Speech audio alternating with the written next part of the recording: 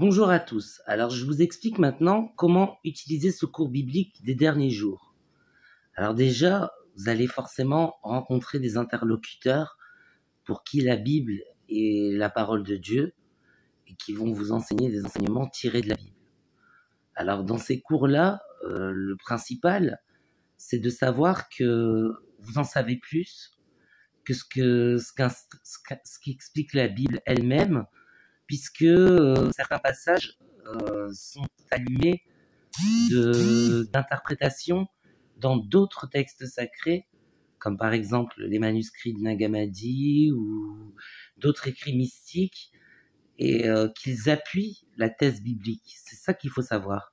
Donc vous pouvez utiliser le cours biblique des derniers jours dans un cours sur la Bible classique, mais il faut savoir que vos textes de référence vont appuyer la thèse biblique, la rendre plus limpide que seulement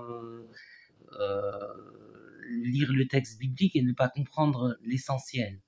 Comme par exemple la Genèse.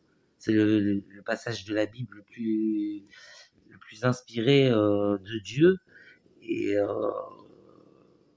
qui laisse présager beaucoup de mystification derrière ce simple passage biblique, notamment sur la naissance d'Abel et Caïn. On sait que Ève n'a pas connu son mari Adam avant d'avoir enfanté Abel et Caïn. Donc du coup, ça c'est un point important à savoir. Et autre chose, Seth est le fils à la ressemblance d'Adam, sachant qu'il est à sa ressemblance comme si les enfants qu'il avait eus avant n'étaient pas à sa ressemblance. Donc c'est important de le savoir. Et comme ça, vous pouvez utiliser le cours biblique des derniers jours. Par exemple, le diable est racheté, ça c'est dans l'Apocalypse.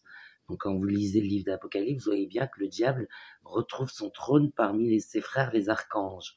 Et donc du coup, c'est des passages de la Bible qui sont importants si on connaît d'autres textes qui appuient cette thèse.